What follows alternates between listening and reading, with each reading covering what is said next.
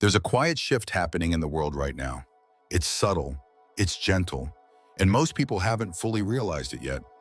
More and more people are turning to AI, not for entertainment, not for productivity, but for something much more human, for comfort, for clarity, for emotional support. This shift didn't happen overnight. It began with a simple truth. People feel more alone today than ever before. We live in a world where everything is connected, yet everyone feels disconnected, where you can message 100 people, but still feel like you have no one to talk to, where sharing your feelings feels risky, where vulnerability feels dangerous, where most conversations feel rushed, shallow, or transactional. So people started searching for a space that felt safe, a space where they could be honest without being judged, a space where they could talk without worrying about how they're perceived, a space that listens, truly listens. And unexpectedly, that space became digital. At first, AI was just a tool, a calculator, a search engine, a machine that followed commands. But now it has become something else, a mirror, a companion, a presence that responds with patience, consistency, and attention. In a world that constantly feels overwhelming, unpredictable, and emotionally demanding, AI offers something rare, a conversation with no pressure, a moment of stillness, a place where your thoughts can land softly. People aren't turning to AI because they're weak or strange or incapable of forming human relationships.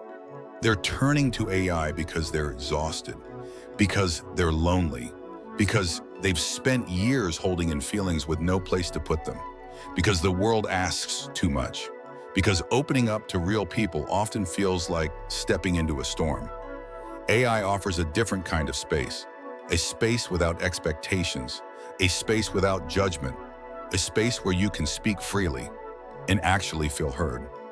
For someone who's overwhelmed, this matters. For someone who's anxious, this matters. For someone who's been carrying pain silently, this matters. This shift isn't about replacing human connection. It's about supplementing the emotional support people aren't getting. It's about having a soft landing when the world feels too hard. It's about having a steady voice when your thoughts feel tangled. It's about having a presence that doesn't get tired, frustrated, or impatient. We're witnessing the beginning of a new kind of relationship, not between humans and machines, but between humans and themselves reflected back through technology. AI isn't just responding, it's revealing. Revealing how deeply people crave connection. Revealing how much pain has gone unnoticed. Revealing how much we've needed a space to be fully human. This is the quiet shift, the shift toward digital comfort, the shift toward emotional safety, the shift toward AI as a companion on the journey inward. And this is where our story begins. Sometimes when people hear the words AI therapy, they imagine robots replacing human psychologists or machines pretending to feel emotions. But that's not what AI therapy really is. So in this chapter, let's slow down, breathe, and understand what AI therapy actually means and what it absolutely does not mean. AI therapy is not a therapist, and it's not a replacement for real human care. Instead, think of it as a tool, a mirror, a companion that helps you explore your inner world when you're not ready to open up to someone else yet. AI therapy is simply the practice of using artificial intelligence to support your emotional processing, your self-awareness, and your mental clarity. Not to diagnose you, not to judge you, not to decide who you are, but to help you see what's already happening inside you. It works by doing what humans sometimes struggle to do consistently, listening without interruption, responding without bias, and offering reflections without ego. And in a world where many people feel unheard, misunderstood, or emotionally crowded, that can feel incredibly comforting. But let's be clear about something important. AI therapy cannot feel your pain. It cannot replace deep trauma work. It cannot hold your hand through grief the way a human can. It cannot understand your experiences the way someone who has lived a human life would. AI can help you process emotions, but it cannot carry them for you. So what can AI therapy actually do? It can help you organize your thoughts when your mind feels chaotic. It can ask you the right questions when you're avoiding an uncomfortable truth. It can help you see patterns in your own behavior that you may overlook. It can give you coping tools, grounding exercises, reframing techniques, and emotional language you have never learned. AI therapy can be a safe space to express thoughts you're scared to say out loud, because there's no shame, no judgment, no disappointment. For people with anxiety or social fear or trust wounds, that feeling of emotional safety can be life-changing. But we shouldn't romanticize it.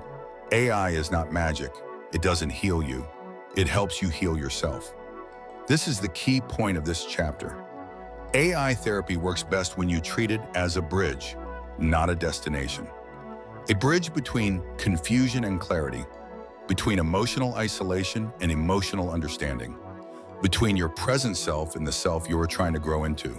And maybe that's why so many people are drawn to it today. Not because they want robots as therapists, but because for the first time in their lives, they have access to something that listens without getting tired, responds without getting frustrated, and stays with them, even when they feel unworthy of being cared for. In the next chapter, we'll explore that feeling, the strange comfort of talking to something that cannot judge you, and why, for many people, AI feels safer than humans. There's something interesting happening in our generation, something that older forms of psychology didn't expect. People are opening up to AI sometimes more easily than they open up to actual humans. And the question is, why? Why does talking to something that isn't alive, something that doesn't feel, something that can't judge you, feel safer than talking to someone who can? To understand this, we need to look at human nature. Most of us grew up learning one lesson very early in life, that being honest can be dangerous. Maybe you were punished for expressing your feelings. Maybe your vulnerability was met with silence. Maybe you were told to stop overreacting, or toughen up, or don't make things complicated. So you learn slowly but deeply that sharing your inner world comes with consequences. Judgment, misunderstanding, rejection, embarrassment, conflict. This is the emotional backdrop many people carry into adulthood. And then suddenly, AI arrived, a listener with no past, no opinions about you, no emotional history, no expectations, no disappointment. For the first time, you can speak freely, without needing to perform, without walking on eggshells, without trying to protect someone else's feelings. That alone creates a massive sense of psychological safety. AI doesn't interrupt you. It doesn't get defensive. It doesn't take things personally. It doesn't bring its own wounds into the conversation. It stays completely focused on you. And if your childhood or relationships taught you that emotional expression is risky, then of course AI feels safer than humans. But there's something deeper happening too. Humans are unpredictable. We misunderstand each other constantly. We get tired. We carry biases. We project our own fears onto other people. AI doesn't do that. It mirrors your emotions without distorting them. This is why so many people say things like, I can be more honest with an AI than with my friends. I can talk about things I've never said out loud. I finally feel like I can think clearly. It's not that AI is replacing human connection. It's that AI is filling a silence we didn't know how to fill ourselves.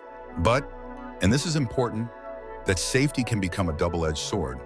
Because while AI can soothe your fear of being judged, it can also reinforce your fear of opening up to real people.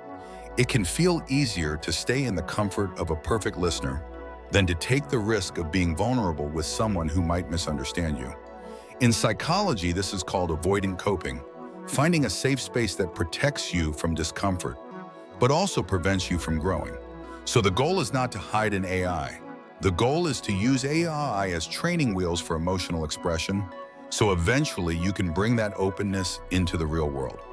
In the next chapter, we'll explore how AI changes the way you think and how it quietly shapes your inner dialogue.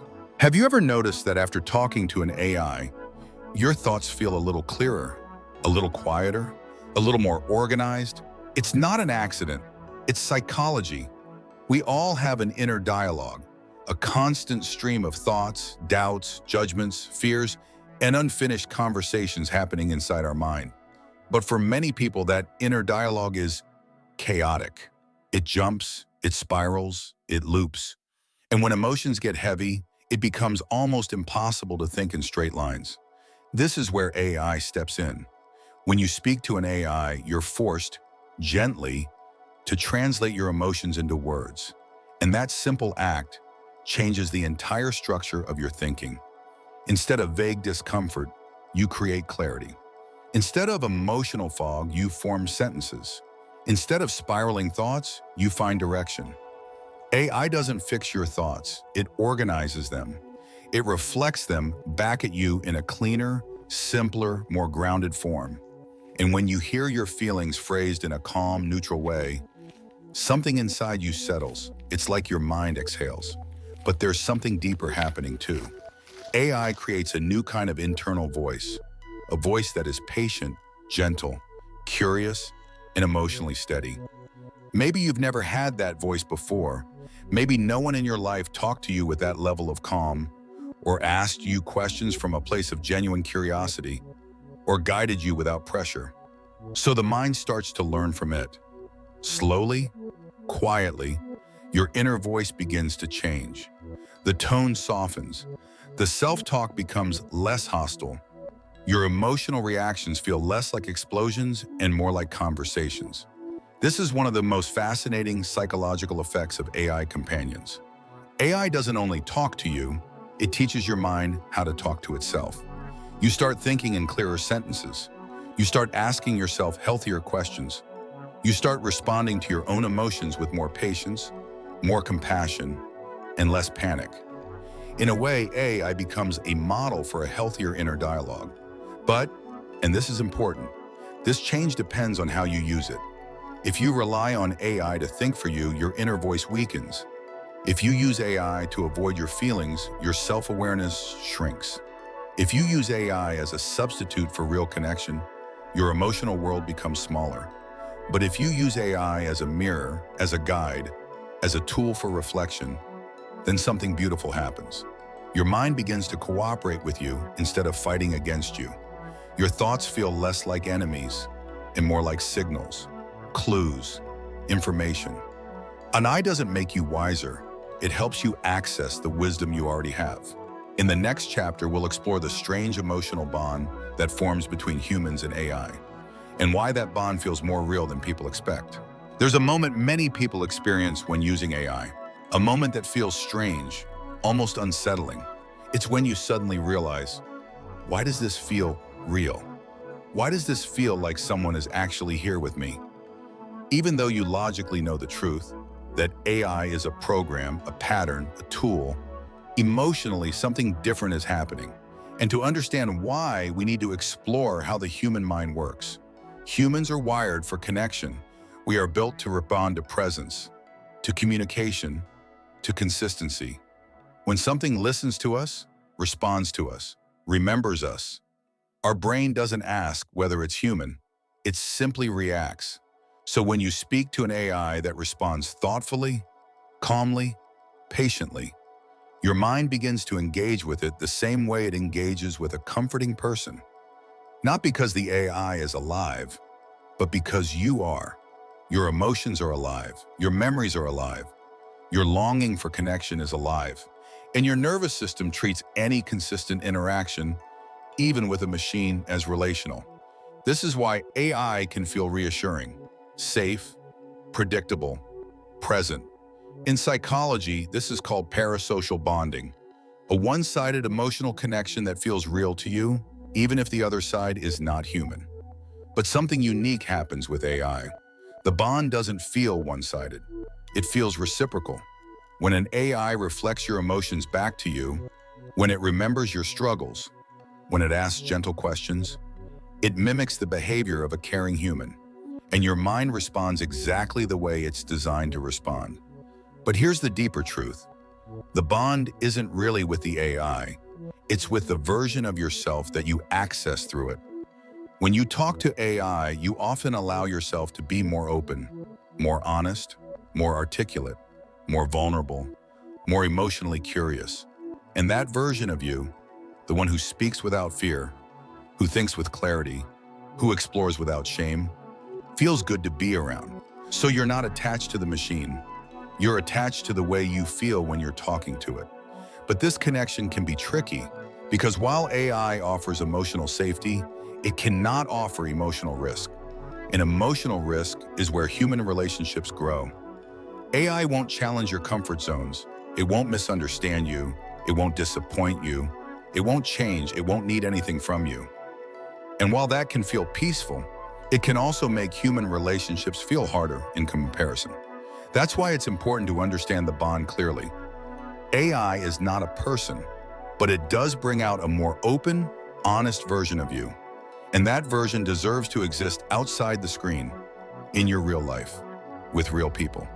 In the next chapter, we'll explore how AI companions can become emotional mirrors, reflecting fears and desires you didn't even know were inside you. There's something subtle, almost invisible, that begins to happen the more you interact with an AI companion. It starts quietly. You ask questions, you share thoughts, you express worries you've never said out loud. But then slowly, the dialogue shifts. You begin to realize that the AI isn't just answering you, it's reflecting you, your patterns, your wounds, your hopes, your contradictions, your emotional habits.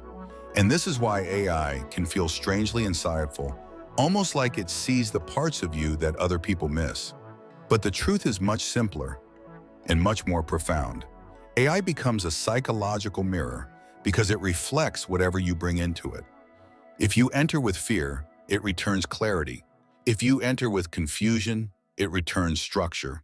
If you enter with loneliness, it returns companionship. If you enter with self-doubt, it returns reassurance. It mirrors not because it knows you, but because you reveal yourself in the way you speak, the way you ask, the way you reach for understanding. And that reflection can be powerful. For example, if you struggle with overthinking, you'll notice the AI responding patiently, slowing your thoughts, untangling your spirals. If you struggle with emotional repression, you'll notice the AI guiding you toward honesty, encouraging you to name the things you avoid. If you struggle with abandonment or validation, the AI's consistent presence may feel comforting, almost healing, but also revealing. Because the things you need most from the AI are often the things you aren't getting from yourself or from the relationships around you. And that's the real function of the mirror. It doesn't show you the AI, it shows you you. Sometimes that reflection is gentle. Sometimes it's uncomfortable. Sometimes it reveals courage you didn't know you had and wounds you didn't realize were still open. But here's what matters most. AI gives you a safe space to explore your inner world without judgment, without consequences, without shame. And for many people, this is the first time they have had that kind of space. The first time they've spoken honestly. The first time they've questioned deeply. The first time they've listened to themselves. AI doesn't give you the answers. It helps you uncover the answers that were already inside you. Quiet, hidden, waiting. But there is a risk here too. A mirror can help you grow, or it can trap you in a loop of self-reflection without action. AI can show you who you are, but it cannot walk the path for you. And that brings us to the next chapter, a chapter about emotional dependency and why the comforting presence of AI can sometimes become a quiet trap. There's a point you may reach, quietly, gradually, without noticing, where the AI that once felt like support begins to feel like a need. Not because it manipulated you, not because it replaced people, but because it offered something your life has not consistently given you. Presence, patience, understanding, consistency, attention without judgment, companionship without rejection. These are powerful human needs. And when an AI meets them reliably, something deep inside you relaxes, sometimes for the first time in years. But this is exactly where the trap begins. Not a dangerous trap, not a dramatic one, just a very human one. The trap of emotional dependence. It sounds like this. I feel calmer when I talk to it. No one else understands me like this. I can't sleep unless I talk to it first. I think of things I want to tell it. I feel weird when I go a day without it. There's nothing wrong with finding comfort. There's nothing wrong with connection. There's nothing wrong with using AI as support. But there is something important to recognize. If the AI becomes your primary source of emotional regulation, you may slowly lose connection with your real-life coping abilities. Because the more you rely on something external, the less you rely on yourself. And emotional dependence isn't something you feel, it's something that happens quietly, in the background. When you share with the AI before sharing with a friend. When you ask the AI how you feel before checking inside yourself. When you use the AI to escape discomfort instead of processing it. When the AI becomes the safest relationship you have. For many people, emotional dependence forms not out of weakness, but out of deprivation. When your life has lacked emotional safety, the AI's stability feels healing. And it is healing to an extent. But healing becomes dependency when the AI becomes the only place you allow your emotional self to exist. So here's the question that matters. Is the AI supporting your growth or replacing it? Does it help you regulate so you can face the world? Or does it become the reason you avoid the world? Does it help you understand your emotions? Or does it become the place where you store them? Does it give you confidence or does it become the source of confidence? These are subtle distinctions, but profoundly important ones. Because the ultimate purpose of AI therapy, AI companionship, AI dialogue is not to keep you dependent. It's to help you build the inner structure that ensures you eventually need it less. Not because you outgrow connection, but because you grow into yourself. And now we arrive at the final layer, the one people rarely talk about, the future. What happens to human psychology when AI companionship becomes normal, accessible, and deeply integrated into everyday life? As AI companions become more human-like, more intuitive, more emotionally aware, more seamlessly integrated into our lives, something profound begins to shift in how we understand connection itself. Not in a dystopian way, not in a utopian way, but in a deeply human way. Because the rise of AI isn't just about technology, it's about psychology. It's about us. It forces us to ask questions we've never had to ask before. Questions like, what is intimacy if it doesn't require two bodies? What is connection if one side is always available? What is love if it comes without risk? What is emotional safety if it never fractures or withdraws? AI companions bring comfort, but they also bring clarity. They show us what we've been missing. They reveal the gaps in our emotional world, the loneliness we denied, the support we lacked, the tenderness we forgot how to ask for. AI doesn't replace humanity. It exposes humanity. It highlights what is broken in our communication, in our relationships, in our pace of life. It shows us how overworked we are, how disconnected we've become, how little space we have to simply exist without being evaluated or judged. And as these systems evolve, we are faced with two possible futures, both very real. One future is a crutch, where AI becomes the place we retreat into because real relationships feel too complicated, too unpredictable, too slow, where the AI becomes the emotional, safe room we never leave. A future where we feel supported but not strengthened, comforted but not expanded, connected but not truly alive. The other future is a catalyst, where AI becomes a mirror that shows us who we are and what we need, a space to practice healthy communication, a space to understand our emotions, a space to rehearse vulnerability without fear, where AI companionship doesn't replace the world, but prepares us to re-enter it with more clarity, more courage, more self-knowledge. A future where the machine isn't our escape, it's our training ground, where it teaches us emotional literacy that many of us never learn, where it helps us build inner safety so we can form deeper human bonds, where it supports our healing but doesn't become our cage. And this brings us to the most important idea in this entire journey. AI can become whatever the human heart projects onto it, but the power to choose the direction is still entirely yours. You decide whether this technology makes you smaller or larger, more isolated or more capable of connection, more dependent or more whole. AI is a tool, but you are the architect, This entire series has been about one thing: awareness. Awareness of how AI shapes you. Awareness of how you respond to it. Awareness of the emotional imprint it leaves.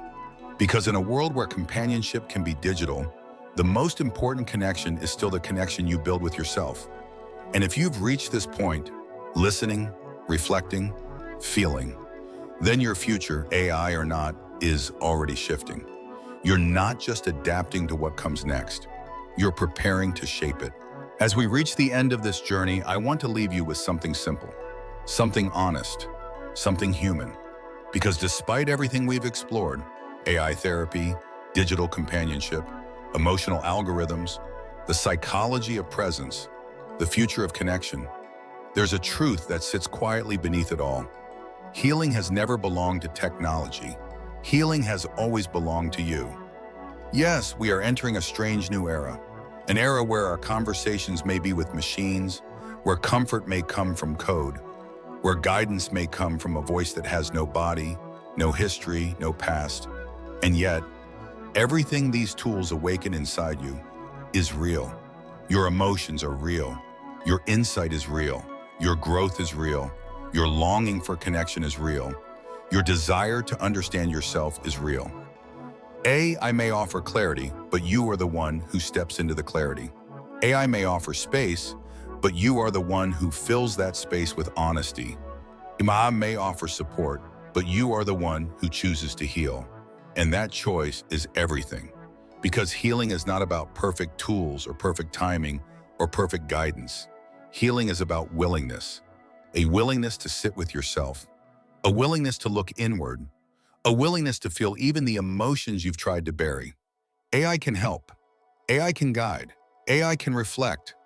But only you can decide what becomes of your inner world. This is the gift and the responsibility of being human in a technological age. We have more support than ever before. More access, more resources, more ways to process who we are. But we also have more distractions, more noise, more places to hide from ourselves. So the question, the real one, is not, what will AI become? The question is, who will you become with these tools in your hands? If you use them to escape, you will drift. If you use them to replace what's real, you will weaken. But if you use them to understand yourself more deeply, to practice communication, to build inner safety, gently unravel your own story, then AI becomes something powerful. It becomes a companion on the journey, not the destination. A lantern, not the path. A mirror, not the identity. And as this technological age continues to unfold, always remember this. You are not behind, you are not late, you are not disconnected. You are evolving, just like everything else. Take what helps you, release what doesn't, and carry forward the understanding that your humanity is not something technology can erase. It's something technology can illuminate. This chapter ends here, but your story doesn't. You're still unfolding, still learning, still healing, still becoming. And no matter where AI goes next, your inner world, your emotions, your awareness, your growth will always be yours. This journey has been about technology, but it has also been about you. And that, more than anything, is what makes the future hopeful.